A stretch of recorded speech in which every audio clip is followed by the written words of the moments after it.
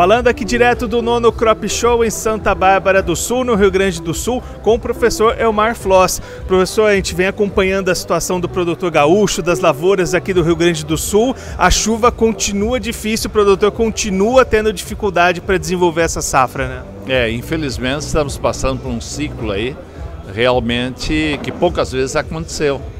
De nós termos vários anos seguidos aí com estiagem. Se pegar os últimos 6 anos, tivemos uma safra cheia, que foi 2020 e 2021, e tivemos essa já é a quarta estiagem. E o ano passado, aqui no Planalto ainda foi uma colheita boa, mas muitos perderam nas terras baixas por excesso de chuva. Mas o clima é assim, o clima é cíclico, né? Infelizmente ele não está na mão do produtor, e o que a gente discutiu inclusive nesse painel aqui que eu participei aqui é tecnologias de manejo para tentar mitigar o efeito. Claro, nós precisamos investir mais em irrigação. Onde há irrigação, tu pode aplicar a maior tecnologia, tu garante aquele insumo que é o mais decisivo, que é a água. Os outros fatores todos você controla. Mas também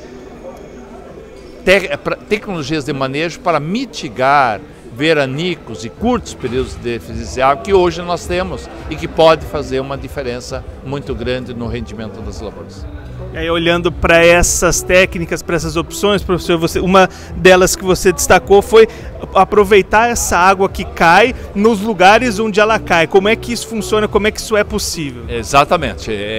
Veja, pegamos esses últimos 12 meses, o Rio Grande do Sul teve uma das maiores enchentes, desde que existem registros meteorológicos. A gente não sabe no passado o que aconteceu, mas pelo menos desde que existe registro meteorológico. E essa água, ela escorreu, ela foi para o rio, do rio ela foi para o mar.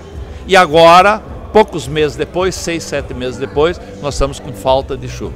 Então, o solo precisa estar preparado, o agricultor tem que preparar para que a maior parte dessa água infiltre no solo, não escorra. Não adianta nem construir canais, fazer terraço, não é isso aí, é exatamente ela cai. Para isso tem que ter o quê? Primeiro, abundante palhada. Nós precisamos no mínimo 9 a 12 toneladas de palha por hectare ano para cobrir o solo, para proteger o solo contra o impacto da gota de chuva, para manter os micro-organismos, para evitar o aquecimento maior. Ter um solo descompactado, e nós temos que aprofundar isso. Para esses cultivares de alto potencial de rendimento, não basta ter propriedades físicas, químicas e biológicas na camada de 0 a 20. Nós temos que ir aprofundando esse perfil de enraizamento até 0,40. Quanto mais profundas tiver a raiz, o solo vai secando de cima para baixo, ela ainda vai buscar água. Então, isso dá uma tolerância maior às estiagens. Nós ainda temos muitos solos, e a pesquisa da CCGL mostrou que 89% dos solos do Rio Grande do Sul ainda precisa calcário. Ora, nós precisamos ainda, então, se falta calcário, é porque tem acidez e porque tem alumínio. O alumínio é o maior inibidor de crescimento, nós temos que neutralizar esse alumínio, nós temos que aprofundar, colocar laje, mais gessagem, e corrigirmos o solo em profundidade, neutralizar os alumínios e aumentarmos cálcio. Cálcio é o maior promotor de crescimento de raiz. E nós temos uma série de tecnologias hoje também na área de uso de biorreguladores, de aminoácidos, de extratos de alga, de micro-organismos, os chamados micro-organismos promotores de crescimento, como azospirilo, pseudomonas, bacilos, que liberam hormônios no solo e estimulam o crescimento radicular, além das outras funções que cumpre, seja na fixação biológica de nitrogênio, na liberação de fósforo, ou então no controle de pragas, de nematóides ou de patógenos no solo. Estamos na 8ª revolução da agricultura moderna, que é o uso de biológicos e indutores de defesa.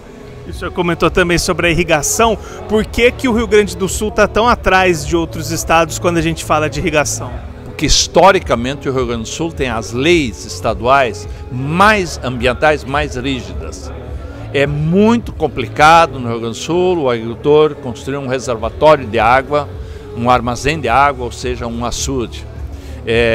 Seja porque não pode ser em APP, seja por outras razões. Nós temos agricultores que num passado bem recente ainda levavam 5, 6 anos para conseguir licença para fazer um açude.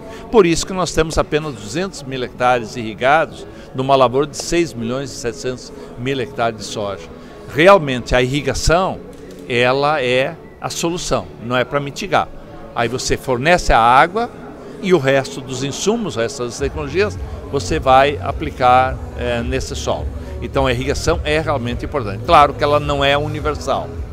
Tem regiões onde o agricultor não tem água para irrigar. Ou então a luz trifásica ainda não chega lá. Ou o custo é muito elevado para fazer isso aí. Ou então existem impedimentos legais de topografia, ou ambiental e coisas assim. Ou seja, não é uma solução universal.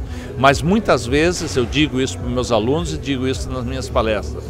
Muitas vezes o agricultor, muito movido pela emoção e menos pela razão, ele indo para uma Expo Direto, para uma Expo Inter, para um show da Copavel Rural lá em Cascavel ou lá em Ribeirão Preto, e ele compra uma nova colhedora que talvez ele não precisava, talvez dar uma reformada anterior. Com uma colhedora, hoje, com o valor da colhedora, tu pode montar hoje um sistema de irrigação para 100 hectares. Então, é melhor você investir numa irrigação e esperar mais um ano, quem sabe 2 anos, e aí comprar. Então, nós compramos e investimos muito em maquinaria superdimensionada para a propriedade e não por questão cultural, investimos naquilo que é básico. Muitas vezes agricultores que têm água, que têm energia e não investem na irrigação por uma questão cultural.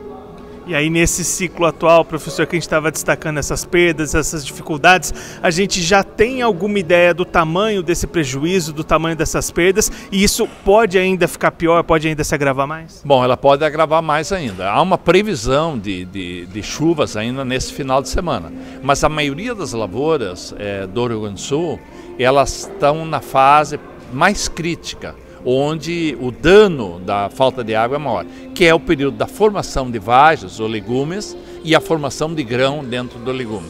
E a maioria das lavouras do Rio Grande do Sul estão nessa fase, então isso é irreversível. Agora, aqueles agricultores que por uma razão ou outra implantaram a soja mais tarde, essa que ainda é estado vegetativo, essa chuva vai ajudar. Mas estamos longe dos 22 milhões de toneladas, que havia previsão lá em outubro de colheita do Rio Grande do Sul, já está se falando em 47, e dependendo da quantidade de chuva que vem no próximo final de semana, nós vamos colher entre 11 e 12 apenas. E por que a gente observa muita variação até no desenvolvimento das lavouras, às vezes até entre vizinhos, de um lado e de outro da própria propriedade, tem diferença desse desenvolvimento? É verdade, a gente vem, por exemplo, vindo de Passo Fundo, que é Santa Bárbara, aqui para participar do evento, você vê claramente isso, quer dizer, a mesma variedade de um lado da estrada e do outro, e há uma diferença, né? Uma quase morta já, e a outra ainda está sobrevivendo isso aí. Ou então, às vezes, apenas uma cerca.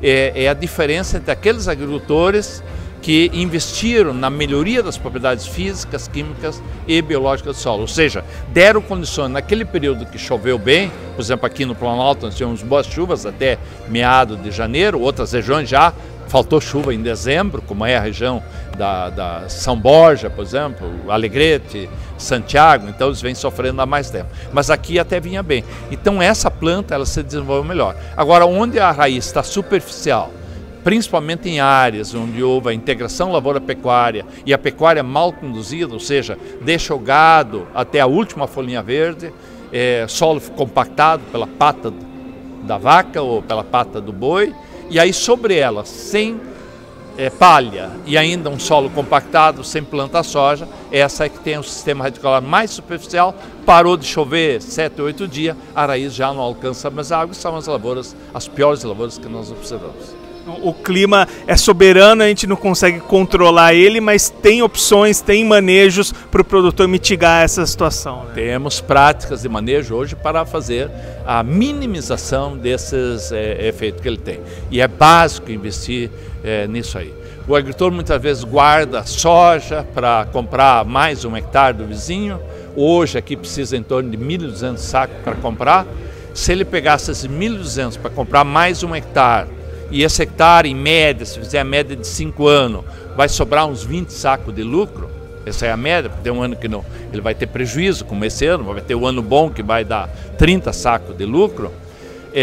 Ele compra 1 hectare, gasta 1.200 sacos para, por ano, ganhar 20 sacos. Ou seja, ele vai levar quantos anos? Né? 1.200 dividido por 20, veja quantos anos leva para pagar a terra. Se ele pegasse esses 1.200 sacos de soja e investisse em 40 hectares que ele já tem, para melhorar fisicamente o solo, melhorar quimicamente o solo, ele vai colher 20 sacos a mais numa questão de 3 a 5 anos por hectare, ou seja, em 40 hectares e não apenas em 1 hectare que ele comprou. É uma cultura de que comprar mais terra e se endividar. E muitas vezes pela dívida de máquinas, pela dívida de terra, ele diminui as tecnologias de manejo. Aí ele usa semente de pior qualidade, usa menos adubo, usa os agroquímicos de menor qualidade. E é o contrário, se eu tenho dívidas por investimentos, seja em máquina, seja em terra ou outro, eu preciso aplicar a melhor tecnologia de manejo para colher mais, para ter mais rentabilidade, para poder pagar. Quando eu tiro as tecnologias de manejo, eu quero poupar no custeio, eu vou colher menos e aí não consigo pagar a dívida, e aí está uma das razões desse endividamento gigantesco que tem o agronegócio. Professor, obrigado por nos atender, dividir com a gente todo esse conhecimento. Se quiser deixar algum recado, uma mensagem final, pode ficar à vontade. Olha, a mensagem assim, principalmente para os gaúchos aqui que estão sofrendo tanto, é muito difícil olhar para as pessoas como no painel aqui, todas sofridas, né? Porque, bom, digamos assim, veio 2 anos bem, não, nós viemos de vários anos aqui com estiagem, muitos agricultores aqui perderam soja por causa do excesso de chuva lá em abril, maio, mas é dizer assim, o clima é cíclico, então vai voltar, nós vamos ter de novo períodos de boa chuva e vamos sim, infelizmente, ter que nos preparar, que não sei quando, não sei exatamente quando, nós vamos voltar a ter déficit de não ter estiagem, porque o Cone Sul da América, e especialmente no Brasil, o Rio Grande do Sul é o estado da maior instabilidade climática de todo o solo brasileiro.